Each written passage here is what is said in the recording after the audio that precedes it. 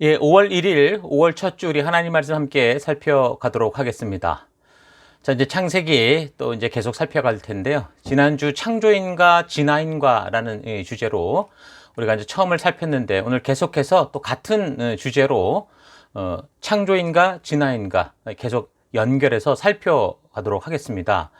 자, 우리는 지난 주간 이 성경 창세기의 그 첫 주제인 하나님의 천지 창조에 대해서 이게 창조인지 진화인지라는 제목으로 진화론이 이제 주장하는 여러 가지 가설들 그리고 이제 물리학적 차원에서 살펴봤습니다. 성경은 창조가 사실이라는 것을 증명하기 위해 이제 적혀진 그런 책이 아니기 때문에 하나님이 온 우주와 인간의 창조자로서 당신의 뜻을 따라 행하신 그런 일들에 대해서만 언급을 하고 그리고 이제 하나님이 시작하신 이 땅에서의 그 역사를 그냥 보여주고 있기 때문에 우리는 성경을 통해 창조의 증거를 찾는 것보다는 진화론이 주장하는 그런 가설들을 살펴봄으로써 과학을 도구로 추정하는 그 진화 가설들보다 오히려 하나님의 행하신 일을 적고 보여주는 창조가 뭐 창조에 대한 어떤 논문을 적은 것도 아니지만 이 성경이 훨씬 더 과학적이고 또 과학과 자연 법칙을 보아도 이게 성경의 말씀이 더 옳다라는 것을 우리가 알 수 있었습니다.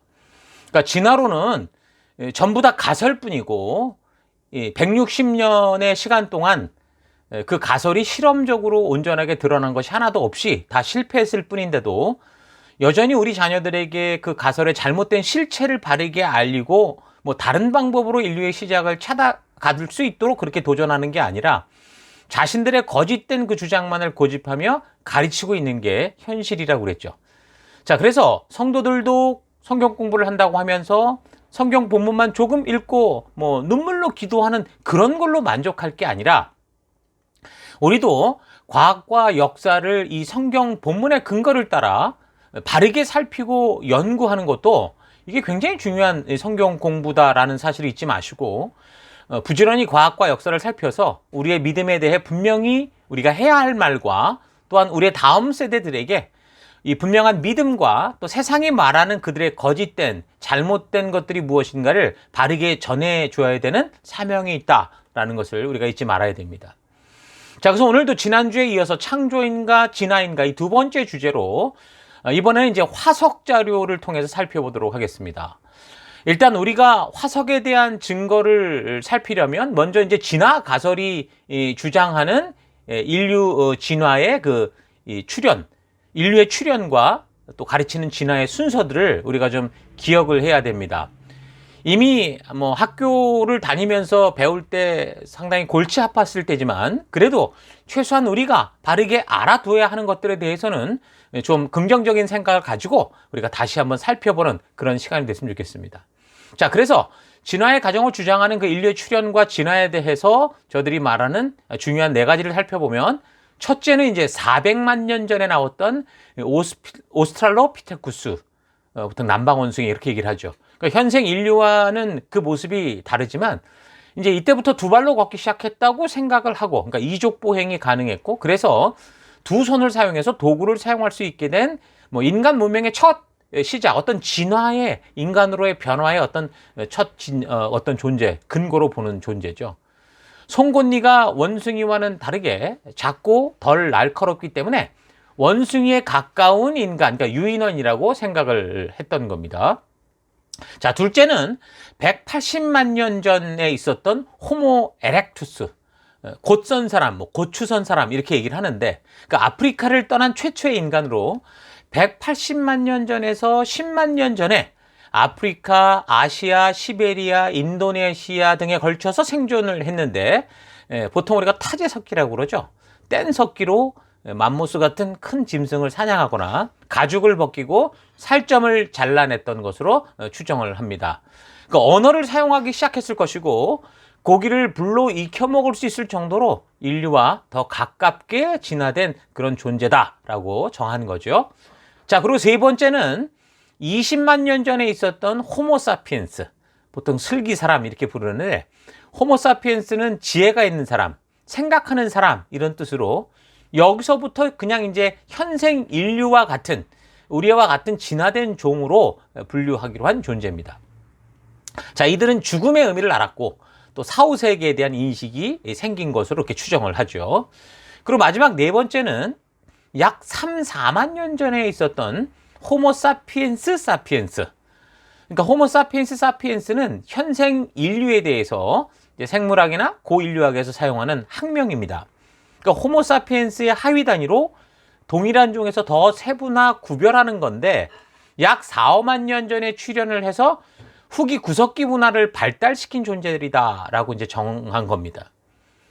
자, 그런데도 몇 년 전에 이 독일과 모로코 공동연구팀이 북서부 아프리카의 그 모로코한 유적지에서 호모사피엔스의 두개골, 이빨, 아래 턱뼈 등을 발견을 했는데 그 화석들의 연대를 분석한 결과 약 30만 년 전 것으로 확인이 됐다고 이 과학 저널인 네이처지에 보고가 되면서 지금까지 가장 오래된 호모사피엔스 화석이 에디오피아 오모키비시라는 데서 발견된 약 19만 5천 년 전 것이었는데 이전에 이거로 인해서 한 30만 년 전으로 더 이제 시간이 조정될 것으로 보입니다.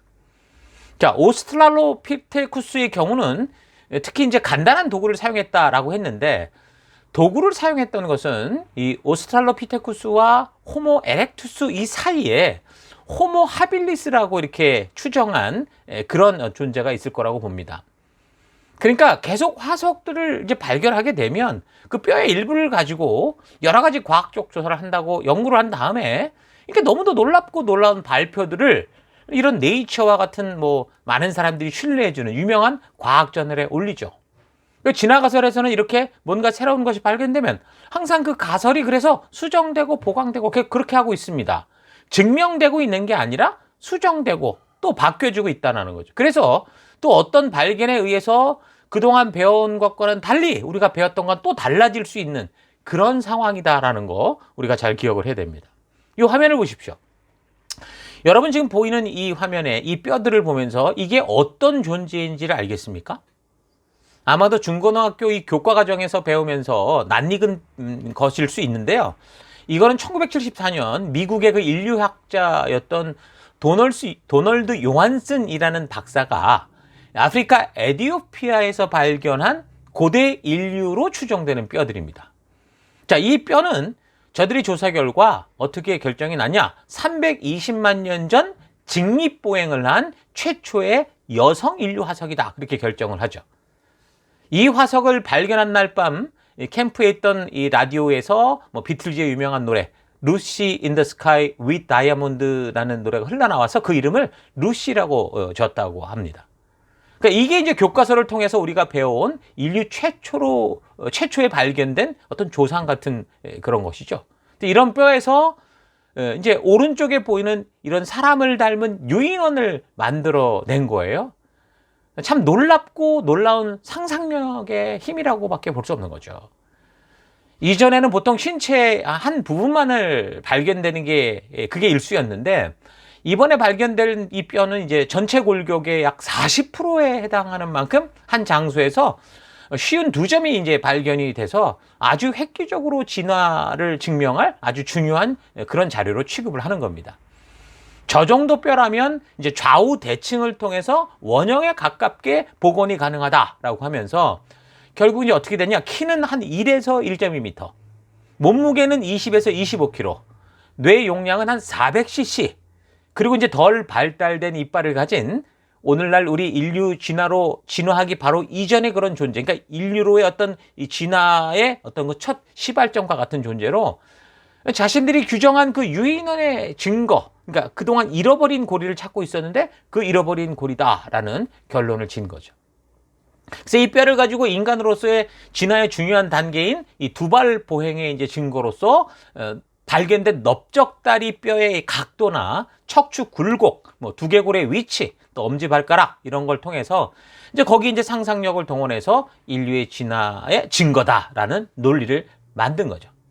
자, 근데 문제는 이들이 이것을 발표할 때 이들이 보여진 이 루시의 무릎뼈가 이 뼈들이 발견된 곳에서 3km 떨어진 지역에서 그것도 1년 뒤에 발견된 것이다라는 사실은 말하지 않았던 겁니다. 그래서 나중에 이제 이들이 주장한 것에 대해서 이런 사실에 대해서 이제 억지 해석이 아니냐 그렇게 얘기를 하니까 이것을 발견했다고 하는 그 사람이 이제 처음 루시에 대해서 발표할 그때가 아니라 이제 나중에 이렇게 문제가 되고 나서야 이제 그 사실에 대해서 인정하는 그런 일이 있었던 거고요. 또한 2000년에는 이 네이처지에 이 루시가 이족 보행이 아니라 원숭이처럼 네 발 보행을 했을 것이다 라는 그런 발표가 있었거든요. 그래서 이것에 대해서는 뭐라고 그랬냐면 자신들이 발표할 때 루시가 인간처럼 완전히 두 발 보행을 한다. 그게 아니라 네 발 보행도 병행했다라고 얘기를 했는데 보도하는 사람들이 그걸 빼먹고 그냥 이족 보행인 것처럼 확대 발표를 했다. 이제 그런 식으로 또 얘기를 했죠. 자, 그러니까 뭔가 좀 오래된 뼈가 발견이 되면 이미 이제 자신들이 상상을 동원해 만들어 놓은 그 이 가설의 틀에 이제 맞추어서 바로 이게 이제 진화를 증거하는 그 미싱 링크, 잃어버린 고리다. 이거를 어떻게 해서든 이제 주장을 하려고 하는 거죠. 이 잃어버린 고리가 되는 화석으로 추정되는 거는 정말 인류학자들을 아주 미치게 만드는 그런 단어거든요. 아주 고대하고 간절히 그 나타나 주기를 바라는 그런 자료입니다. 근데 이제 그런 건 없기 때문에 조금 비슷하기만 해도 과하게 이제 끼워 맞추는 해석을 하는 그런 경향이 강하다는 거죠. 처음부터 무슨 것을 이렇게 뭐 자기들이 발견하고 했던 것을 사실대로 이야기를 해서 누구라도 뭐 이렇게 추측이 가능하고 수긍이 가능한 그런 상상과 그런 어떤 추측을 하는 게 아니라 자신들의 생각과 논리를 다 미리 이제 맞추어 놓고 이야기를 하는 거잖아요. 그렇게 발표를 해도 결국 그거를 보는 사람들의 눈에는 다른 각도에서 보는 그런 또 질문들이 나오니까 결국에는 궁색한 변명을 하거나 과학을 빙자한 과한 그런 주장들을 하게 되는 겁니다. 그러니까 여러분들이 이런 자료 화면으로 보는 대부분의 이런 이 사진들은요, 실제가 아니라 근거를 알 수 없는 뼈 그 한두 개를 모아서 또는 뭐 더 많은 뼈가 있다고 해도 어쨌든 그것을 모아서 그 뼈만 가지고 자신들의 상상과 기대를 통해서 만들어 온 그 틀에 맞춰서 진화가 사시기를 바라는 그런 사람들의 사실 놀라운 창작품들인 거죠. 이럴 것이다. 이래야만 한다고 하는 자기 확신의 믿음을 가지고 정말 엄청난 상상력을 동원하지 않으면 만들어질 수 없는 그런 것들을 만들어내고 있는 거예요. 여기 화면에 보는 이 루시의 뼈는 좀 많이 발견된 편이라고 그랬죠. 그러니까 진화론을 주장하는 사람들이 보여주는 이 증거들의 많은 경우가 뭐 두개골 조금, 뭐 또는 턱뼈 일부, 또는 이빨 몇 개, 이런 걸 가지고 이렇게 완성된 존재를 만들어내는 거거든요. 그래서 뭔가 좀 더 완벽한 형태의 그 중간 변이 화석이 발견되기를 그렇게 기대하고 그렇게 찾고 있는 건데, 이 루시 이후에 1984년에는 골격의 90%가 있는 뼈를 발견해서 이게 이제 150만 년 전 화석이다. 그렇게 발표를 했고요. 또 1992년 이 아프리카에서 440만 년 전 화석이라고 결정지은 아르디피테쿠스 라미두스라는 이런 화석을 발견을 해서, 그러니까 화석을 발견하고 이런 이름을 붙인 거죠. 성인 여성 아르디라는 이름을 이렇게 줬어요. 그래서 완벽하게 복원을 했다. 그래가지고 2009년에는요, 이것 때문에 10대 과학 성과 중 최고의 상을 수여받기도 했습니다. 그러니까 진화가설이 성립된 이후 계속해서 지금까지 그 정해진 틀에 끼워 맞추는 작업들이 뭐예요? 여전히 진행 중이고 자기들끼리 그것들을 상주고 칭찬하고 이러고 있다 그 말이에요. 그래서 이런 발견이 있을 때마다 이 찰스 다윈의 이 주장처럼 진화의 그 중간 고리를 증명하는 화석들이 많이 발견되고 있다라고 이렇게 주장을 하는데, 사실은 이들이 발표하는 것들 이것만이 아니라, 이것만 발견된 게 아니라 오히려 이들이 주장하는 이 주장이 틀렸다고 볼 수밖에 없는 많은 증거가 될 만한 그런 자료들도 발견이 되는데, 그런 건 다 빼고 자신들에게 유리한 것들만을 골라서 과학의 이름으로 자기들이 이제 그런 쪽을 다 꽉 잡고 있으니까 그런 식으로 발표를 하고 있는 겁니다. 결국은 이들은 지구 어느 곳에서 그 어떤 것을 발견하든지 자신들이 이미 짜놓은 그 진화가설의 틀에 원래는 하나님이 태초의 종류대로 창조하신 그 수많은 창조물들을, 특히 뭐 공룡 같은 경우가 아주 대표적이겠죠. 뼈밖에 없다는 것을 근거로 자신들의 입맛에 이제 가져다 맞추는 거예요. 몇십만 년, 몇백만 년, 뭐 수백만 년 이런 식으로. 그래서 대부분 이런 것을 만들어내는 사람들이 나중에 꼭 빠지지 않고 하는 소리가 뭡니까? 자기들도 사실은 확신할 수 없잖아요. 그래서 나름대로 조사를 하고 연구를 해본 결과 나는 이랬을 것이라고 믿는다. 이 자신의 믿음을 그렇게 결국은 발표하는 걸 볼 수 있습니다. 그러니까 늘 말하지만 과학이 틀렸다고 하는 게 아니라 이 과학을 빙자해서 자신들이 믿고 싶은 것을 잘못된 진화가설의 그 틀에 억지로 깨어 맞추려고 하는 사람들이 문제라고 말하는 겁니다. 왜냐하면 당연히 자신들도 그것을 증명할 수 없고 다만 과학적 실험과 여러 가지 이제 결과를 가지고도 도저히 알 수 없는 진실에 대해서 이제 자신들이 믿는 바대로 상상을 통한 가설을 만들고 그 가설을 세워가고 그 가설을 또 믿는 믿음이 필요하기 때문에 계속 이들은 이런 식으로 해 나가고 있는 거죠. 그래서 우리가 이런 화석의 완전한 상태를 볼 수 있는 건 어디냐? 딱 한 군데밖에 없어요. 이 지구 자연 그 어떤 곳 땅속 그 어떤 곳도 아니라 저들이 이렇게 자신들의 확신을 가지고 만들어낸 그 결과, 그러니까 제작한 진화가설 책들 속에만 이렇게 존재하는 거죠. 몇 년 전에는 영국 BBC 방송에서 1994년에 또 발견했던 리틀풋이라고 이름 붙인 루시보다 더 앞선 367만 년 전에 살았던 화석을 20년 이상 발굴하고 복원 작업을 해서 끈기는 정말 대단하죠. 그래서 남아프리카 공화국에서 공개됐다라는 보도가 있었습니다. 당연히 잃어버린 고리를 학수고대하는 진화론자들에게는 너무 귀중한 자료고 자기들의 주장을 증명할 만한 어떤 증거라고 볼지 모르나 저 개인적으로 볼 때 결국 그들이 해왔던 이런 행태를 보면 저들이 20년 동안 이거를 발굴하고 복원을 했다면 도대체 얼마나 어마어마한 그런 스토리와 그 상상을 만들었을까. 정말 개인적으로 상상이 가지 않습니다. 자, 아무튼 다시 본론으로 돌아와서 진화론이 주장하는 인류 진화 단계에서 약 180년 전 인간의 조상으로 이제 호모 에렉투스로 분류되는 그런 종류는 자바인, 베이징원인, 하이델베르그인 이런 것들이 있고요. 약 30만 년 전으로 이제 고쳐지게 될 호모 사피엔스로는 네안데르탈인 이런 게 있고요. 그리고 3, 4만 년 전에 등장했다고 보는 현생 인류의 직접적인 조상이라고 말하는 호모 사피엔스 사피엔스는 크로마뇽인, 그리말디인, 상동인 등이 있습니다. 이 화석들이 발견된 것을 지도로 보면 이제 화면과 같죠. 자, 이전에는 호모 사피엔스 사피엔스였던 이 크로마뇽인은 백인의 조상이었다. 또 그리말디인은 뭐 흑인의 조상이다. 뭐 상동인은 황색인의 조상이었을 것이다. 그렇게 얘기를 하고 주장을 했었는데 지금은 이제 진화론자들도 그런 걸 받아들이지 않고 있습니다. 어찌됐든 이 진화의 증거로 말하는 이 대표적인 화석들에 대해서 우리가 좀 얘기를 좀 나눠야 되겠습니다. 자, 호모 에렉투스에 속하는 이제 첫 번째 자바인 같은 경우 이거는 1981년 네덜란드의 외과 의사였고 진화론자였던 듀보아라는 사람이 인도네시아 자바 섬에서 화석을 수집하기 시작했는데 어느 날 트리닐 지방의 솔로강 언덕에서 부서진 두개골의 파편 조각 그리고 2개의 어금니를 발견을 했고 약 1년이 지난 그 다음 해에 두개골의 파편을 발견한 곳에서부터 15km 떨어진 곳에서 넓적다리뼈 하나를 발견했습니다. 그래서 그들이 연구를 통해 볼 때 이 발견된 두개골은 이마가 좀 낮았고 경사가 졌다는 거고 눈두덩이가 두텁다는 거예요. 또 뇌의 용적은 900cc 정도로 판단되죠. 아까 루시 같은 경우 400cc라고 그랬는데 뇌가 커진 거예요. 그것들은 더 이상 이제 생각하지 않고 그러다 보니까 이제 뭐라는 거예요. 인류 진화를 증명할 잃어버린 고리다라는 식으로 또 확정을 한 거죠. 단정을 한 거죠. 그리고 1895년 독일의 라이덴에서 열린 그 국제동물학회에서 이 화석이 인류의 진화를 증명하는 잃어버린 고리와 같은 그런 증거로 자바인이다. 그렇게 발표를 했습니다.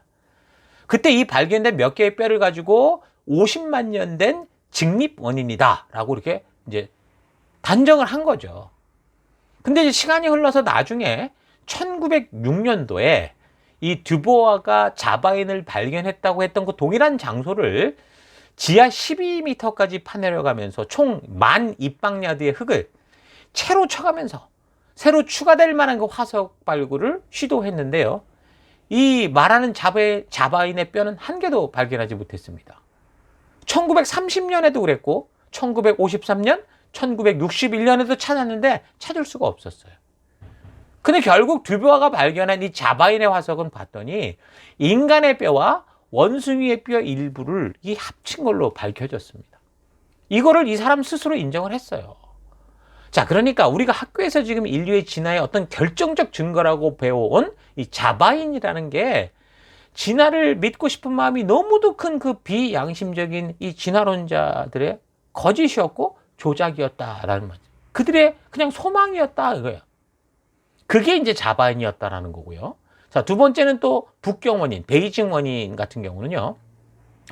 중국 북경에서 남서쪽으로 한 40km 정도 떨어진 곳에서 발견했다고 하는데 처음에는 1921년에 치아 2개를 발견해가지고 이걸 베이징 원인이다 그렇게 명명을 했다가 나중에 1929년에 완전한 두개골을 발견하면서 자바 원인보다 약간 진화된 것이라고 주장을 하죠. 그러면서 인류 기원과 이 진화의 비밀을 풀어줄 아주 귀중한 열쇠다 그렇게 얘기를 하는 겁니다. 그런데 이상한 건 1936년에 출토된 또 다른 세 개의 북경 원인이 화석 그리고 다량의 석기 유물들이 감쪽같이 사라져 버렸어요. 태평양 전쟁 그 발발 직후에 화석과 유물을 보관하던 금고를 열어보니까 없어졌다는 거예요. 그러니까 발굴 작업을 후원하던 록펠러 재단 측에서 미리 안전한 곳을 수송하려다가 무슨 연유로 분실하지 않았을까 추측만 하고 있을 뿐이지 현재까지 이게 어디 있는지 그냥 미궁 속에 남아있는 사건입니다. 근데 좀 생각해보면 왜 없어졌는지 정확히 밝혀지지는 않는데 추론하건대 이제 지금 보니까 과학기술이 점점 굉장히 속도를 빨리 하며 발전해 가잖아요. 그러니까 이 추세로 가면 아마도 거짓말이 탄로날 것 같으니까 소문 안 내고 그냥 조용히 처리한 게 아닌가 그렇게 생각할 수 있죠. 자, 그 다음에 또 하나는 하이델베르그인입니다. 이건 1907년 독일의 하이델베르크 근교 마우에르 채석장에서 고등학교 교사였던 오토 쉐텐자크라는 사람에 의해서 굳고 튼튼한 아래턱이 처음 발견됨으로써 알려졌습니다. 굵고 큰 턱에 비해서 이빨은 가늘고 현대인처럼 32개의 이빨이 있었다는 거예요. 그러니까 아래턱 하나로 이런 종류의 유인원을 만들어낸 거예요. 처음에는 현대적인 이빨을 근거로 그래서 호모 하이델베르겐시스라고 아예 따로 명명을 하고 오래전 유인원이었다 그렇게 말했다가 후에 호모 에렉투스와 비슷한 연대 것이고 유사한 특징이 지녔다 그래서 그냥 호모 에렉투스로 포함을 시켜서 분류를 했습니다.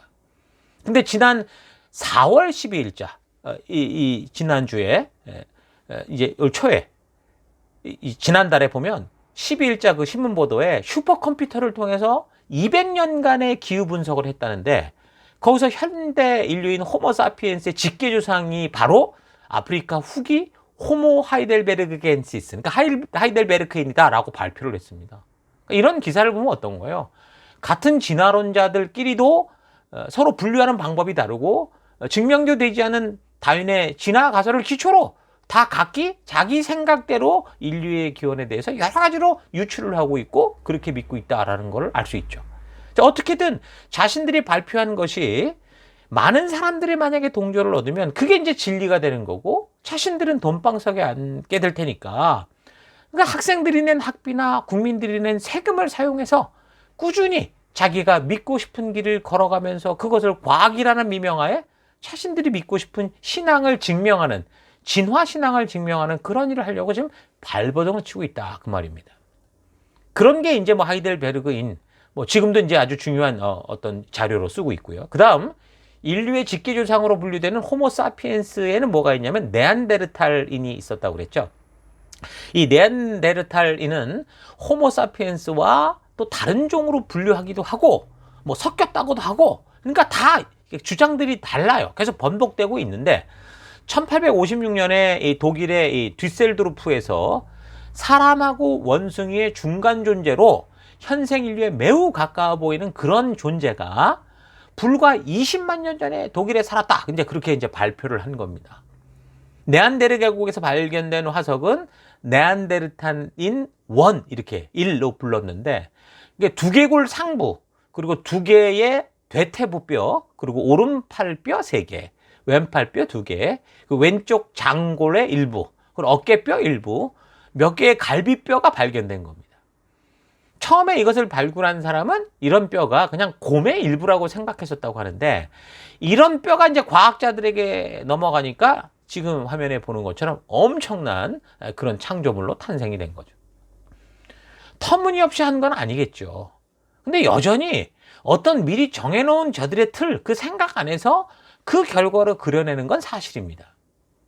그러니까 이럴 것이다도 아니고 반드시 이래야 된다고 하는 전제 아래 계속해서 이제 현재 우리 인류와 비교를 해서 유인으로부터 인간으로 진화했다는 것을 세뇌시키기 위해서 계속 증명도 되지 않은 그 가설을 과학의 이름을 빌려서 우리 자녀들에게 가르치고 충분히 속을 수밖에 없는 그런 자료들을 계속 만들어내고 업그레이드하고 있는 거죠.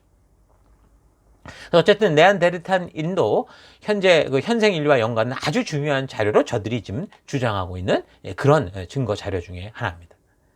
자, 그 다음에 이제 호모 사피엔스 사피엔스. 뭐 이거로 분류된 이제 화석들인데, 일단 호모 사피엔스 사피엔스는 왜 호모 사피엔스가 또 사피엔스 더 붙었느냐? 그거는 호모 사피엔스라는 이 종에 더 이제 세부된 종이라는 거, 아종을 말하는 건데, 아종이라는 게 생물 분류학상 종의 하위 단계를 말하는 겁니다. 그러니까 동일한 종인데 서로 지역적으로 일정한 차이를 가지는 집단으로, 예를 들어서 인류의 종은 호모 사피엔스로 분류가 돼요. 근데 그 안에 이제 네안데르탈인으로 이제 분류가 하나 내려가고, 또 하나는 현생 인류의 이런 모습으로 내려가는 두 줄기가 있다라는 거죠. 그래서 이제 네안데르탈인의 학명을 뭐라고 그랬냐면 호모 사피엔스 네안데르탈렌시스, 그렇게 분류를 하고, 현생 우리 인류와 같은 이 학명은 호모 사피엔스 사피엔스가 되는 겁니다.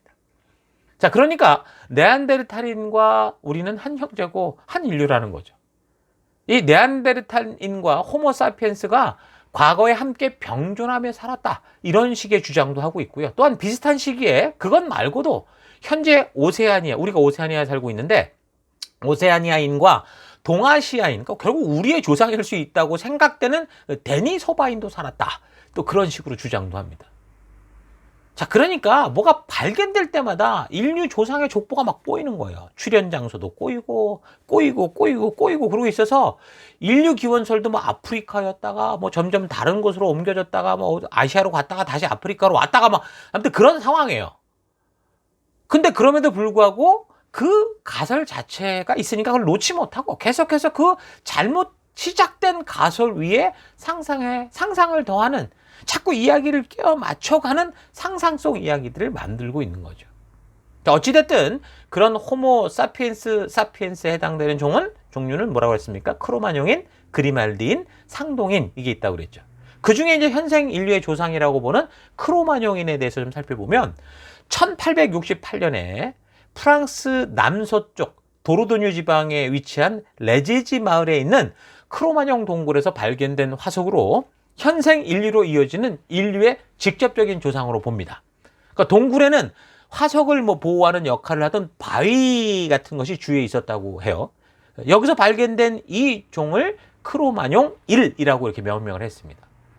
키는 약 166cm에서 171cm 정도의 큰 키와 넓은 얼굴, 두개골은 이마가 높이 나오고 이마뼈는 얇은 형태로 지금의 인류 생김새와 상당히 유사하다, 그렇게 이제 발표를 합니다. 크로마뇽인은 이 환경 변화에 매우 창의적으로 적응을 했던 그런 존재들이고요. 바늘도 만들 수 있었고 화살을 만들 수 있는 잔석기, 투창키, 이런 거를 만들 수 있었다 추정을 합니다. 무엇보다 그들이 남긴 이 동굴 벽화를 보면 원시적인 인류가 아닌 바로 현재 우리라는 사실을 증명해 준다라고 말을 하죠. 여러분, 당연히 발견되는 근거를 가지고 이런 얘기를 하는 거겠지만 조금 달리 생각을 해보면 이런 그림을 볼 때 그렇게 진화되는 과정을 보여주는 게 아니라 이미 그런 능력을 지닌 하나님께서 창조한 사람들이었을 것이 충분히 상상해 갈 수 있죠.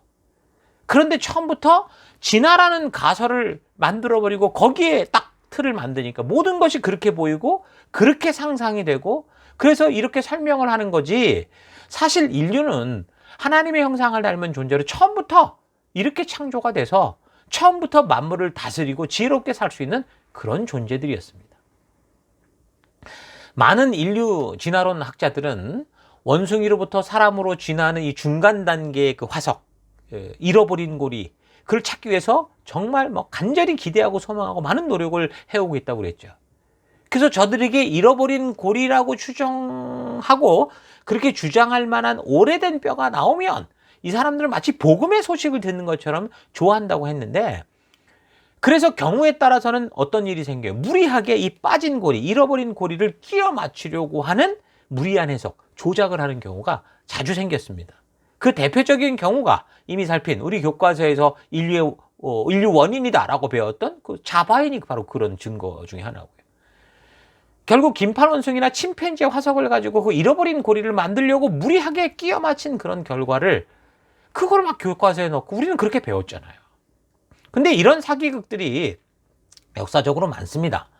1912년 찰스 도슨이라는 영국 변호사가 영국의 필트다운이라는 지방에서 두개골을 하나 주워가지고 이게 30만 년 된 화석이다 라고 주장을 했습니다. 독일 같은 경우는 뭐 네안데르탈인, 하이델베르그인, 그래봐야 이제 기껏 20만 년, 25만 년 전이었는데, 이번에 영국에서 발견된 이거는 30만 년이나 된 유인원, 그러니까 사람과 원숭이 중간 존재죠. 진화되는 그 중간 단계다. 큰 소리를 뻥뻥 친 거죠.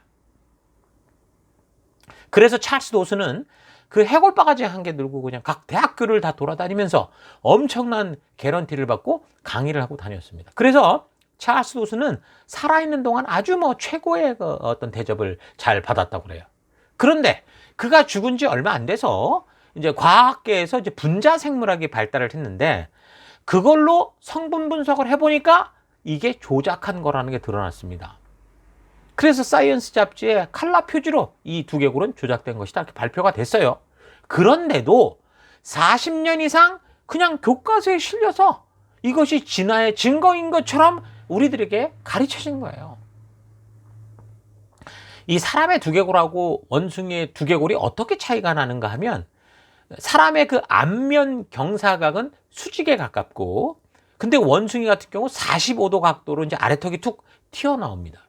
그래서 분명한 차이가 확연하게 드러나게 되는데, 근데 사실 이것도 정확하게 구분법이 아닌 게, 여러분이 화면에 나온 이 사진을 보면 저렇게 턱이 단단하게 생기시고 앞으로 이렇게 튀어나신 분들 같은 경우 자칫 돌아가신 후에 유골로 발견되면 이거 유인원의 조상으로 취급받을 수 있는 그런 상황 아닙니까?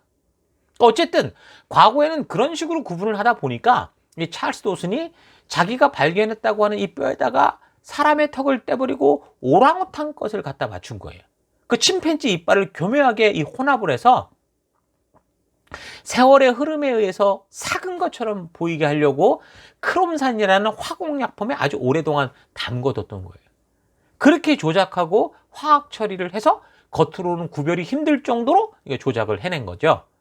그리고 나서 그걸 가지고 30만 년이나 된 유인원이다 큰 소리를 뻥뻥 친 겁니다. 재밌는 건 뭔지 아십니까? 이 필트다운인 조작 사건에 여러분 셜록 홈즈 아시죠? 그 셜록 홈즈를 지은 코난 도일이라는 이 사람도 아주 깊이 연관되어 있습니다. 그러니까 아주 상상력이 풍부한 사람들끼리 아주 교묘한 공상소설을 현실로 만들어낸 것이다 라고 밖에 볼 수 없는 거죠. 여러분, 사람하고 원숭이는 처음부터 이 염색체 수가 달라서 이 종을 서로 넘나들 수가 없습니다. 원숭이가 사람이 되려고 해도 안 되고, 사람이 나무 타기를 열심히 한다고 원숭이가 되는 것도 아니라는 거예요. 염색체가 사람은 46개인데 소는 60개, 고양이는 38개, 잉어는 104개입니다. 그런 걸 보면 염색체가 많다고 좋은 것도 아니에요. 개는 22개, 닭은 77개, 침팬지가 48개인데 그렇다면 2개를 빼면 침팬지가 사람이 되느냐? 그렇지 않고 염색체를 이루는 DNA 정보가 같지 않기 때문에 전혀 그럴 수가 없는 겁니다. 그러니까 과학적으로 분명한 사실은 염색체 수가 안 맞기 때문에 종과 종에서 넘어가는 그런 길은 차단돼 있다라는 거죠. 근데 요즘 사람들의 욕심으로 이거를 어떻게 이겨보겠다고 이종 교배를 시키는 경우가 있어요. 그래서 라이거라든가 노새라든가 이런 경우는 대부분 염색체 수가 같아야 가능하거든요. 그리고 이런 이종간 교배는 자연스럽게 나올 수 있는 게 아니에요. 그냥 뒀더니 동물들끼리 이렇게 만들었더라 이런 건 없어요. 그러니까 과학자들이 일부러 인공수정과 같은 방법을 통해서 억지로 만들어낸 건데, 이렇게 태어난 종류 또한 스스로 뭐 이렇게 자녀를 번식하는 교배 능력이 있느냐? 없어요. 그냥 그렇게 인간의 구경거리로 존재하다가 죽고 마는 겁니다. 그러니까 창세기 1장에서 말하는 이 종류의 개념은 오늘날로 말하면 어떻게 말할 수 있어요? 과학적으로 말하면 염색체의 수가 같은 종류를 말하는 거예요. 그러니까 생물의 분류 단계가 1700년대에 린네라는 사람에 의해서 만들어질 때, 그러니까 이 찰스 다윈보다 먼저 만들어진 거죠. 지금처럼 이 과학적인 방법보다 대부분 직접 육안으로 봐서 확인을 했을 거 아닙니까? 그때는 뭐 어떤 장비들이 없었으니까. 그런 걸 보면 참 하나님이 창조하신 사람의 능력은 정말 참 대단하다라는 것을 인정할 수밖에 없을 정도의 정말 그런 굉장한 틀을 만들었는데, 그러나 이제 과학이 발달하면서 과학적으로 이제 염색체까지 이 조사가 가능하니까 오히려 하나님께서 창세기를 통해 말씀하신 이 종류라는 개념이 이런 거구나. 그러니까 인간의 능력을 넘어서는 이 과학을 통해서 더 정확하게 알 수 있게 된 거죠. 그러니까 과학은 이런 걸 증명하는 일에 사실 쓰여져야 되는 겁니다. 자, 아무튼 이렇게 무리하게 있지도 않은 인류 진화의 중간 이 종을 찾아내려는 일은 지금 세계 곳곳에서 계속 일어나고 있는데, 1922년도에 이번에는 이제 미국의 해럴드 쿡이라는 사람이 모양이 이상한 이빨 한 개를 미국 중부 네브라스카 주에서 발견을 합니다. 다른 뼈들이 같이 발견된 게 아니라 그 어금니 이빨 하나가 발견된 거예요. 그래서 그 이빨 하나를 근거로 나머지는 모두 상상을 해서 사람과 원숭이의 중간 존재다라고 큰 소리를 쳐가지고 일명 네브라스카인이라고 발표를 했는데, 이게 지금 교과서에까지 실렸어요. 그런데 1927년 이 발견된 어금니의 성분 분석을 해보니까 이게 사람 것도 아니고 원숭이 것도 아니고 그냥 야생 멧돼지의 턱뼈에서 나온 거다라는 게 드러났어요.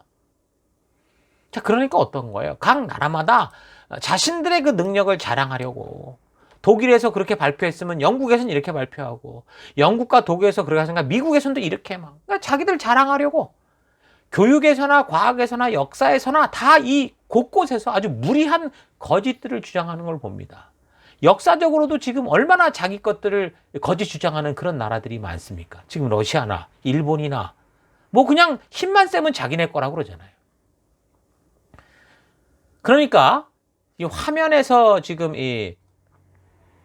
보이는 이 보건도 같은 경우는요, 이 해럴드 쿡이라는 사람이 설명하는 자기 확신에 찬 상상을 말했겠죠. 그걸 들은 화가가 또 거기에 자신의 추측과 상상을 더해서 화면에 보는 이런 보건도를 그려내는 겁니다. 그런데 이런 조작이 아이들이 배우는 교과서에 마치 사실인 것처럼 실렸고, 그것을 지금 아이들에게 가르친 거예요. 그러니까 네브라스카인은 멸종된 이 돼지 이빨 한 개가 기초가 된 건데, 1922년에 이런 사진이 첨부된 그림을 런던 뉴스가 우리들의 상상의 조상 이러면서 이걸 출판한 거예요. 이게 보십시오. 어디 출판되거나 또는 이 교과서에 실려서 한번 가르쳐주면 어떻게 됩니까? 모든 사람이 그냥 배우면서 사실은 진짜다라고 인식하게 되는 보편성을 가지게 되잖아요. 그래서 이렇게 배워버린 거짓 정보들은 어떻게 돼요? 되돌이키는 게 쉽지 않은 거예요. 이건 아주 충격적이었겠죠. 우리가 저렇게 탄생이 됐구나.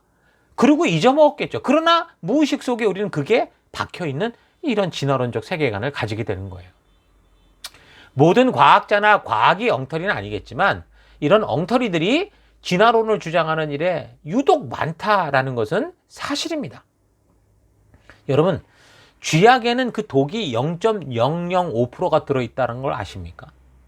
그러니까 그것처럼 이런 엉터리 주장하는 한두 사람으로 인해서 전체 인류가 속을 수 있다는 거, 지금 여러분과 저도 그동안 아무 생각 없이 그냥 그렇구나라고 생각하고 왔다는 걸 기억해야 됩니다. 자, 그러니까 인류의 진화를 주장하는 이 화석 자료를 통한 결론이 뭐냐? 진화론자들이 이제까지 내세운 이 모든 가설에 아무런 확증적인 증거가 없는, 이미 진화 가설을 세웠고 그 가설의 논리에 맞춰서 대부분 거기에 맞는 상상으로 만들어내는 것일 뿐이다 라는 겁니다. 그래서 1980년도에 시카고에서 160명의 세계 정상급 진화론 학자들이 모여서 대진화라는 이 주제로 회의를 했는데, 종내에서의 작은 변이, 그러니까 즉 소진화라고 그랬죠. 그게 일어난다고 해서 그걸 더 크게 생각하고 한 종에서 더 진보된 다른 종으로 변화하는 대진화는 일어날 수 있는가라는 이런 중심 제목을 두고 회의를 했는데, 그 대답은 결국 노였습니다. 어쨌든 그때까지는 이건 아니다라는 거였어요. 그래서 이 모임에서 진화론자들이 결국 종의 정지, 이걸 인정할 수밖에 없는, 사실 정지가 아니죠. 그냥 원래 그렇게 태어난 건데 어쨌든 여기서 그나마 종의 정지를 스스로 인정하게 됩니다. 여러분, 일반적인 진화 가설에 따르면 이 미생물로부터 인간으로 발달하는 생명체의 기본 진화 단계를 이 그림으로 만들어 놓은 것이 이제 화면과 같습니다. 자, 1단계부터 보면 무생물 무기체에서 2단계로 원생동물로, 그 다음 3단계 무척추 후생동물로 진화가 되는 거예요. 4단계 척추 어류로, 5단계 양서류로, 6단계 파충류로, 7단계 조류로, 8단계 네 발 가진 털짐승으로, 9단계 유인원으로, 10단계가 사람입니다. 그러니까 진화도에서 갈라지는 이 형태들이 다 뭘 말하는 거예요? 종의 변화를 말하는 거예요. 진화를 말하는 거예요. 그러면 적어도 이 단계마다 계속적으로 이렇게 변이되는 그 과정 속에 이 중간 단계에 있는 그런 많은 어떤 증거물들이 있어야 되는데, 그것도 이 중간 단계도 그냥 한두 개가 나타나는 게 아니고 연속되어 변해가는 연속적인 중간 단계들이 굉장히 많아야 되는데, 아주 많이 있어야 되는데, 현생 우리 인류보다 더 많아야 되는데 그게 없다는 거예요.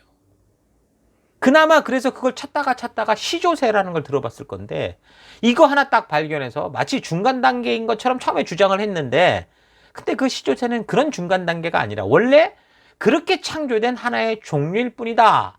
종일 뿐이다라는 게 그 진화론자들도 지금 다 이제 인정을 하는 겁니다.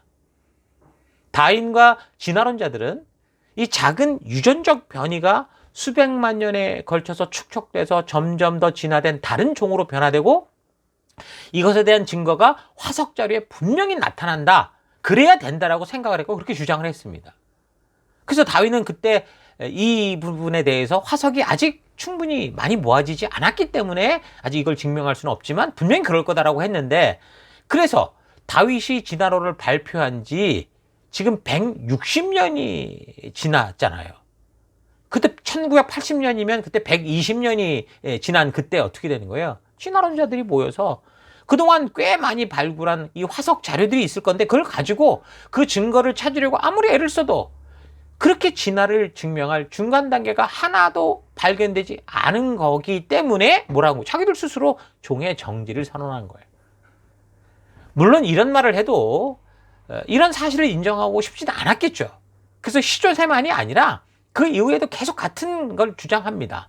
비슷한 것들이 많이 발견됐다고 이렇게 주장을 하는데, 그 발견했다는 게요, 뭐 수천 종, 수만 종이 있는 게 아니라 잃어버린 고리를 누구도 부정할 수 없을 만큼 그 충분한 양이 있는 게 아니라, 그러니까 저들이 주장하는 진화 기간에 비하면 수백만 년, 수십만 년, 수억 년 이런 거에 비하면 너무도 적은 양일 뿐이라는 거죠. 그리고 그것도 여전히 자신들이 만든 그 진화의 틀 안에서 억지 주장을 하고 있을 뿐이라는 겁니다.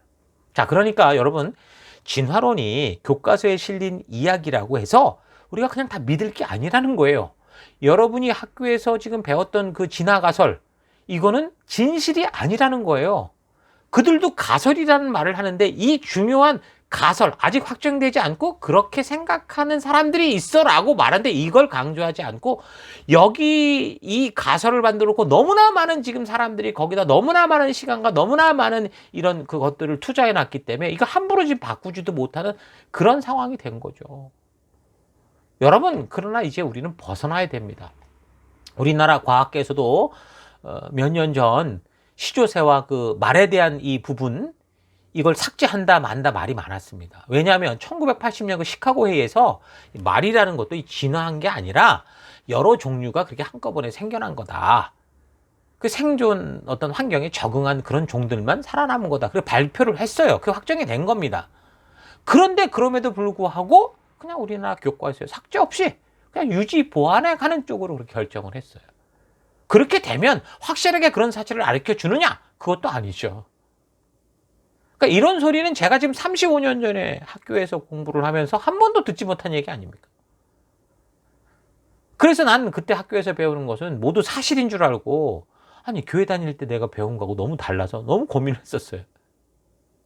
이런 잘못된 것을 인정하는 정보들은 이 진화론을 가르쳐주는 선생들도 말을 하지 않아요. 그리고 점점 애들이 공부하고 수능 보기 바쁘니까 그냥 뭐 따질 것도 없이 외우고 끝나는 건데, 그 외운 게 우리의 가치관으로 들어가 있다는 거죠. 현재 우리의 아이들이 혹시 진화론을 배우게 된다고 해도 그것도 하나의 가설이니까 그 어떤 부분이 한계가 있고 또 어떤 것이 잘못됐나 이런 것도 좀 알아서, 그래서 창조론은 이렇게 얘기를 한다. 이것도 결국 믿음이고 저것도 믿음이 필요한 어떤 그런 걸 거로 보인다. 뭐 이런 식으로 얘기하면 좋을 텐데, 단지 이미 폐기된 것들, 160년 동안 확증되지도 않은 이 가설들만 가르치고 거기에다가 자기들이 실패한 것들은 전혀 가르치지 않고 보이고 싶은 것만 보여주고 있다는 게 문제예요. 그래서 교회 강단에서 바르게 이런 사실을 가르치지 않으면, 여러분과 제가 이런 사실을 우리 자녀들에게 가르치지 않으면 교회를 다니는 학생들이라고 해도 불과 주일에 한 번, 일주일에 한 번, 그것도 설교도 30분도 안 되는 설교 듣고 6일 동안 학교에서 이런 정보만 배운다면, 그릇된 진화가설에 의해서 계속 교육된다면 어떻게 되겠습니까? 아이들은 판단력이 없을 때 뭔가 이렇게 막 빨아들이는, 뭔가 배워가는 그런 시기에 자기의 조상은 박테리아고 미생물이고 아메바고 동물이고 뭐 물질이고 이렇게 배우게 되는 거예요. 여러분, 과학이라는 것은 우리가 모르는 사실에 대한 모든 것을 밝히는 대단한 것으로만 우리가 알았고, 그래서 과학자라고 하면 무슨 말을 하든지 그냥 무조건 신봉하고 뭐 박사다 뭐, 그래서 성경보다 더 신뢰하는 그런 삶의 태도가 결국 오늘날 기독교 안에서 성도라고 하면서도 창조를 믿지 못하겠다고 하는 그런 수많은 이런 이상한 교인들을 낳고 만 겁니다. 여러분, 이제 바르게 알아가십시다. 우리 교회가 바른 성경 교육을 하지 못하고 있을 때 하나님께서는 이 과학을 더 발달시키시면서 과학을 남용하고 있는 진화론자들의 바르지 못한 거짓 주장들을 드러내신 거고, 그래서 그런 거짓 가설들이 이 진실한 과학에 의해 퇴출되도록 하나님께서 그렇게 스스로 이래오고 계신 것을 우리가 기억해야 돼요. 과학은 하나님이 창조하신 것을 발견하는 좋은 도구지만, 과학자들이 말했다고 가설을 설정해 놓고 증명되지도 못한 것들을 막 신봉하고 무조건 믿는 거 위험한 겁니다. 여러분, 과학을 정말 바르게 공부해 보면 하나님의 말씀, 성경이 더 과학적이라는 것을 믿게 되고 알게 됩니다. 그래서 우리 모두가 사실 과학 전문가가 될 수는 없지만 최소한 성경의 말씀을 기준으로 과학적이고 바른 역사적인 눈을 가지고 분별할 수 있는 그런 분별력은 가져야 되는 거예요. 많은 과학적인 가설들이 뭐 부분적으로는 옳았을 수 있겠죠. 그러나 완전하지 못한 게 대부분이었고 거의 다였어요. 특히 이제 이 진화론에 있어서 어떤 과학자의 가설이 여러분 학설이 되기도 전에 몇 년 못 돼서 다른 과학자에 의해서 비판이 되고 또 새로운 가설들이 나와서 자꾸 수정되는 걸 봅니다. 그래서 우리가 성도로서 분명히 알아야 되는 것은 지금부터 3, 4천 년 전에 기록된 구약 성경, 과학이란 말이 나오지도 않는 그런 시기, 3, 4천 년 전에 기록된 구약 성경 창세기라는 책에 모든 만물의 기원이 적혀 있고 생물의 기원이 적혀 있고 인간의 기원이 정확하게 기록되어 있다는 거, 그 사실이 4천 년이 지난 이후 고도로 발달된 과학이 그걸 더 증명하고 있다는 거, 그게 틀리지 않았고 부정하지 못하고 있다는 거, 여러분 이건 여러분들이 잘 기억하셔야 됩니다. 여러분, 집을 무너뜨리려면 주춧돌을 흔들어 버리면 되죠. 그래서 사탄은 역사적으로 계속해서 믿음의 기초와 주춧돌과 같은 이 창조, 하나님의 이 시작, 이 사실을 흔들려고 사람들 속에 거짓된 생각들을 넣은 겁니다. 그래서 교회를 다니는 교인이라고 해도 많은 사람들이 이 창조의 사실을 바르게 알고 믿지도 못하면서 하나의 무슨 신학의거니 하면서 종교의 어떤 그런 그냥 이야기의거니 하면서 대충 믿고 그냥 종교적으로 살아가게 한 거예요.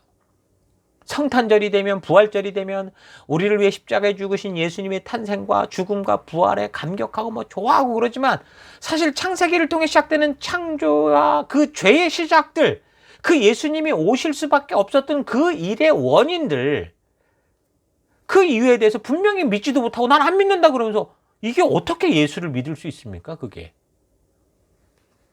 그러다 보니까 이런 진화론과 타협하는 변형된 이상한 생각들이 기독교 안에서 이제 고개를 들기 시작했습니다.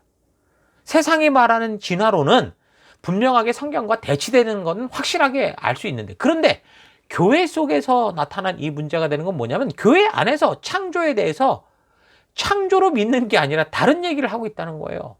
이런 사람들을 유신적 진화론자라고 하는데, 유신적 진화론이란 하나님께서 창조하실 때 어떻게 창조하냐, 이렇게 진화의 과정을 통해서 모든 생물을 창조하셨다라고 말을 하는 거예요. 그러니까 이건 교회 안에 있는 진화론인 거죠. 여기선 또다시 보수적인 유신진화론, 또 급진적인 유신진화론이 있습니다. 이 보수적 유신진화론은 인간의 육체는 진화의 방법으로 창조가 됐는데 인간의 영혼은 즉각적으로 창조됐다라고 주장을 하는 거고, 급진적 유신진화론은 인간의 육체나 영혼 모두 다 진화의 방법으로, 그러니까 진화론이 말하는 대로 그렇게 지금의 인간이 됐다, 그렇게 주장을 하는 겁니다. 그러니까 복잡하게 설명을 해서 그렇지 그냥 진화론을 믿는 거예요. 그 다음 교회 안에서 또 다른 식으로 주장하는 건 뭐가 있냐면 점진적 창조론입니다. 이건 유신적 진화론과 같이 생물적 진화는 아니다라고 생각을 해요. 근데 우주는, 이 땅은 수백억 년 전에 빅뱅에 의해서 창조됐고, 하나님은 수십억 년의 기간에 걸쳐서 창조와 멸종을 반복하시다가 마지막에 아담과 하와를 창조하신 것이다, 그렇게 주장을 하죠. 그래서 현재 발견되는 이 화석들은 뭐냐? 아담과 하와 창조 이전에 창조와 멸종을 반복할 때 일어난 그때 흔적이다, 그렇게 말을 합니다. 그리고 창세기의 홍수는 전 지구적으로 어떤 그런 급변하는 그런 일이 아니라 지역적인 사건이다, 이런 식으로 이야기를 합니다. 그러니까 유신 진화론은 과거 창세기 1장 그 1절과 2절 사이에 큰 간격이 있다라고 주장하는 간격설, 이런 것부터 시작해서 또 창조의 하루라는 게 24시간이 아니라 지금 지질학이 말하는 큰 긴 기간, 6기간이다, 그렇게 주장하는 날 연대설이 있고요. 또 창조는 비유일 뿐이다, 이건 골격가설이라는 게 있고, 그리고 하나님이 진화 과정을 통해 천지 창조를 했으나 때로 진화를 중단시키거나 직접 개입해서 새로운 종을 창조하신다라는 진행적 창조설, 이런 식으로 유신 진화론이 계속 꾸준하게 교회 안에서 고개를 들고 오늘날까지 이르는 겁니다. 이런 유신 진화론의 위험성은 뭐냐? 이들이 교회와 신학교에 이런 진화 사상을 퍼뜨림으로써 범신론적 자연주의와 물질주의를 교회 안에 확산시키고 있다는 거예요. 그러니까 이게 우리의 믿음인지 미신인지가 구분이 되지 않는 거고, 교회 안에서 이상한 현상들을 자꾸 추구하는 그런 일들도 나타나는 거예요. 일단 그래서 이 유신 진화론자들은 성경을 바라보고 이해하는 관점이 아예 다릅니다. 성경의 말씀이 과학적으로 맞지 않다는 식의 이해 차원에서 생각을 하니까, 이게 하나님의 편지라고 생각하는 이 성경을 읽으며 이해되는 대로 그대로 믿으려고 하면 그게 문자적인 해석이다, 이런 식으로 억지 주장을 하면서 의미를 찾는 복잡한 해석을 시작을 하는데, 결국 성경을 절대적인 하나님의 말씀으로 보지 않고 있다라는 사실을 확실하게 그들은 보여주고 있죠. 성경을 하나님의 말씀으로 믿질 않아요. 그러니까 분명한 것은 유신 진화론의 주장이 결국 하나님을 믿는 믿음보다 자기 자신의 이해에 바탕을 두겠다고 하는 본질상 진화론과 다를 바 없는 주장들입니다. 믿는다고 이해가 필요하지 않다는 게 아니라, 이해보다 믿음이 먼저 될 때 하나님께로부터 진리의 성령 하나님을 통해 알게 하시는 바른 이해를 만나게 된다는 거예요. 하나님이 만드셨고 하나님이 창조하셨으니까 그 창조주의 설명을 듣는 것이 필요한 거지. 하나님의 창조의 그 조그만 부분도 이해하지 못하는 인간 입장에서 온 우주 만물을 창조하신 하나님의 그 창조의 경륜과 그 뜻을 어떻게 먼저 이해하고 그 하나님을 믿을 수 있겠습니까? 그러니까 유신 진화론의 역사는 단지 지금 이 시대의 문제가 아니라 사실 이미 오랜 역사를 거쳐서 계속 이 교회 안에서 마치 트로이의 목마처럼 성도들로 하여금 성경을 불신하게 하고 믿는다고 하면서도 단지 종교적인 생활만 하게 하는 세속적 진화론자보다 더 위험한, 심하게 말하면 예수 우상 숭배자들의 모습으로 살게 하는, 개독교로 만드는 그런 위험한 사탄에 덫인 겁니다. 그래서 성경을 처음부터 끝까지 바르게 살펴서 읽으면서 하나님의 인격적인 그 깊은 마음, 그 의도를 만나지 못하면, 거듭나지 못하면 그냥 하나님은 그저 어느 전능한 힘을 가진 하나의 신이 돼서 미신과 우상을 섬기는 바와 다를 바 없는 그런 미신 종교가 되고 마는 거죠. 그 출애굽한 이스라엘 백성들도 가나안 땅을 점령할 때 그 여호와 하나님을 그렇게 시나산에서 만나고 알려주셨는데도 오해해서 전쟁에 능하신 그런 신, 우리가 싸울 때 도움을 주는 분 정도로만 생각하다가 이제 그 땅에 이제 정착을 하게 되니까 이제 그런 전쟁이 능한 신이 필요한 게 아니라 풍요의 신이 필요하다. 그래서 가나안의 그 바알과 아세라를 섬기는 그런 엉뚱한 우상 숭배로 빠져버린 거예요. 이런 일들이 오늘날 우리 사회 속에도 이 역사 속에서 계속 벌어지고 있는 거죠. 영국을 중심으로 한 유럽이 1800년도 말 교회 안에서 유신적 그 진화론을 허용을 하면서 유럽 교회들이 점차 무너져 가기 시작했습니다. 점점 믿음의 후손들이 교회를 떠나기 시작했고, 미국 같은 경우는 1960년에 진화론 교육을 시작을 하는데 뭐 그때부터 미국 또한 사사시대가 된 거예요.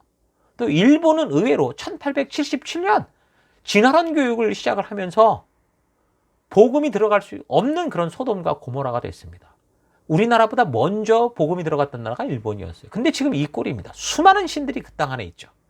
근데 이제 한국도 1973년부터 진화론 교육을 하면서 이제 점점 이 신앙의 하향 곡선이 그려지고 있고, 교회가 점점, 이 성도들이 점점 줄어들고 있고, 이 사회는 점점 꼬여가고 있습니다.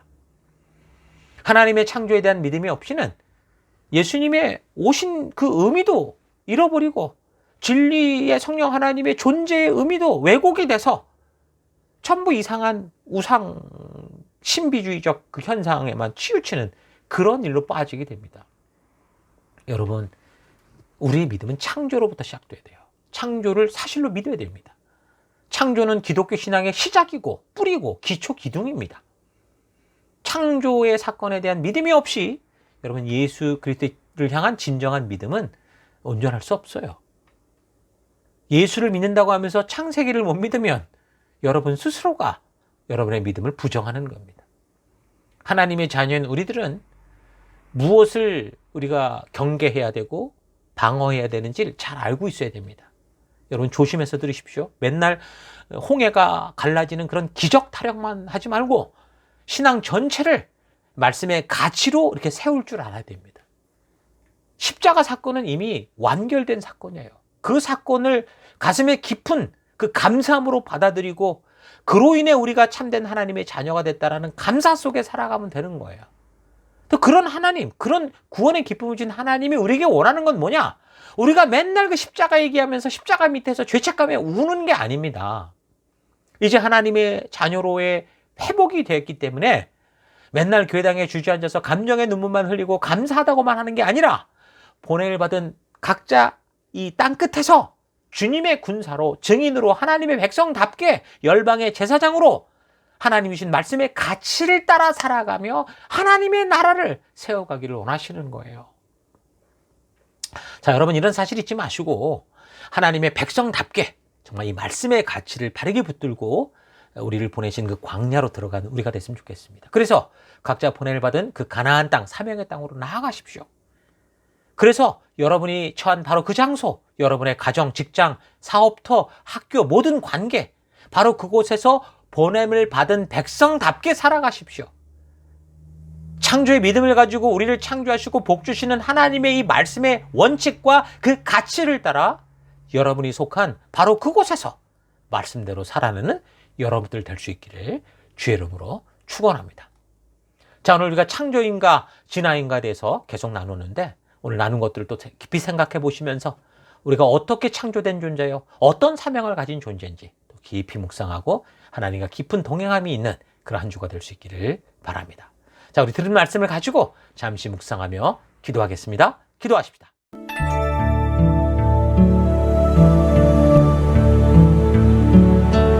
예, 과학은 신봉의 대상이 아니라 검증과 분별을 하는 도구라는 것, 우리가 잘 기억했으면 좋겠습니다. 교과서가 말하는 것은 대부분 사실을 말하지만 심각하게 그렇지 않은 것도 있습니다. 역사를 왜곡하는 일이나 또 가설을 진짜인 것처럼 과학을 사용해서 배우는 학생들을 속이는 그런 거를 보면 우리가 충분히 알 수 있죠. 그래서 과학은 잘 활용을 해야지 신봉을 해서는 안 됩니다. 여러분은 어떤 신앙을 가지고 있습니까? 교회를 다닌다고 하면서도 성경을 하나님의 말씀으로 믿지 않고 하나님의 창조를 믿지 못한다면 예수님의 탄생과 죽음과 십자가를 믿는다는 그 고백이 진짜일까요? 가짜일까요? 성경을 하나님의 계시의 말씀으로 바르게 믿지 못하여 자기 이해를 바탕으로 하나님을 제작하고 그래서 하나님의 말씀을 자기의 이해 안에 담으려고 할 때 유신적 진화론이 되고 마는 겁니다. 예수님께서 분명하게 말씀하셨습니다. 주여 주여 하는 자마다 다 천국에 들어올 것이 아니라 아버지의 뜻대로 행하는 자라야 할지라 선포하셨습니다. 여러분, 우리는 믿음을 가진 백성들입니다. 믿음으로 시작한 하나님의 자녀입니다. 그러면 무엇보다 우리가 믿는 우리의 믿음을 처음부터 끝까지 이 성경을 통해, 성경의 역사를 통해 잘 분별하고 이 하나님의 일하심을 만나야 됩니다. 성경에 대해서 안다고 하는데 뒤죽박죽 얽히고 설켜 있고 성경의 진리들이 하나도 연결이 제대로 되어 있지 않아서 모르는 것은 없는 것 같은데 그렇다고 딱히 잘 안다고도 못하는 그런 모습으로 늘 이 사람 말 저 사람 말에 흔들리고 있는 그런 모습은 아닙니까? 그래서 감정적으로 뭔가 울컥하면 은혜를 받은 것 같고 그렇지 않으면 냉랭한 가슴으로 하나님의 사랑을 불신하고 방황하는 그런 길을 걷지는 않습니까? 본격적으로 하나님의 백성답게 살아야 할 세상에 나가서도 무엇이 하나님의 뜻인지를 알지 못해서 세상에 주는 쾌락과 욕심과 문화를 따라 흘러다니면서 그 일주일에 한 번 교회당에 와서 예배라는 곳에 앉아있다가 또 알쏭달쏭한 모습으로 그렇게 자꾸 왔다 갔다 왕복 운동만 하고 있지 않습니까? 우리가 이 말씀을 통해 다시 한번 우리가 누구인가 말씀의 가치로 잘 정리하는 그런 시간들이 되기를 바랍니다. 그래서 창세기의 말씀을 믿음으로 우리의 존재와 우리의 목적을 잘 분별하고 하나님의 우리에게 주신 이 믿음의 길, 이 믿음의 기초를 잘 쌓아가는 여러분과 제가 될 수 있기를 바랍니다. 자, 오늘 들은 말씀을 가지고 잠시 기도하기 원하는데요. 첫 번째, 하나님, 세상은 과학과 역사를 부지런히 연구하고 고민하며 하나님의 뜻을 거절하는 일에 그렇게 열심인데 나는 단지 믿기만 하면 된다는 그 게으름에 빠져서 그저 이렇게 살다가 천국 가면 된다라는 식의 삶을 살아왔던 것을 회개합니다. 회개하시고요. 둘째, 하나님, 성경의 처음부터 끝까지 바르고 온전히 살펴갈 때 더불어 역사와 과학 또한 부지런히 살펴서 하나님의 그 놀라운 역사와 능력을 만나 그래서 온 우주 만물과 인간을 볼 때 감격하고 감동하며 하나님을 찬양할 수밖에 없는 그런 삶으로 나아가기 원합니다. 기도하시고 마지막, 하나님, 생각에 게을러질 때 교회 속에 말씀을 혼란하게 하는 거짓 선지자들이 나타날 수 있다는 거 잊지 않고 하나님이 이 계시의 말씀인 성경을 늘 가까이 두고 부지런히 읽고 나누며 바른 진리의 길을 분별하여 살아가는 내가 되기 원합니다. 이 시간 들은 말씀을 생각하시면서 우리 잠시 기도하겠습니다. 기도하십시다.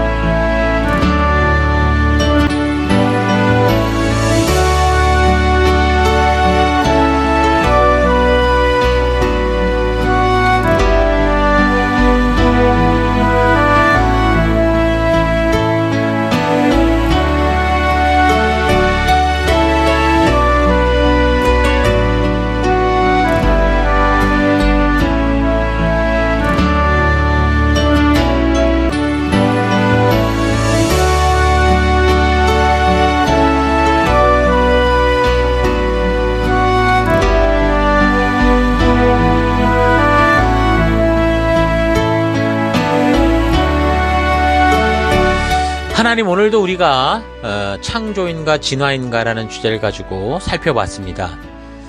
하나님, 이 진화를 주장하는 많은 사람들이 그 생각의 어떤 그 자유는 틀린 게 아닐 수 있지만, 그러나 그들이 160년 동안 증명도 되지 않은 그런 잘못된 가설을 일부러 믿음과 싸우려고 그렇게 붙들고 있는 이런 모습들을 보면서 우리가 다시 한번 각성하고 깨어 다른 믿음의 길로 나아가는 우리가 되길 원합니다. 세상은 과학과 역사를 부지런히 연구하고 고민해서 하나님을 대적하는 그런 일들에 그렇게 열심인데, 나는 단지 믿으면 천국 간다라는 생각으로 그렇게 게으르게 살아왔던 것을 회개합니다.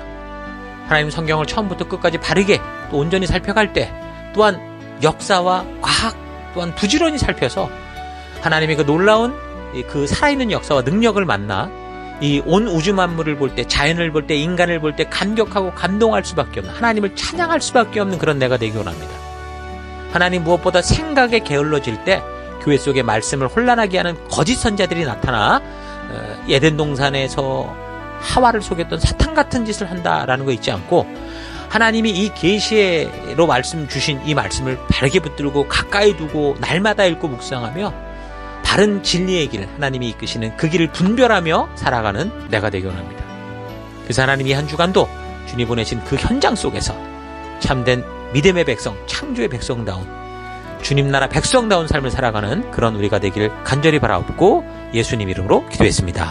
아멘.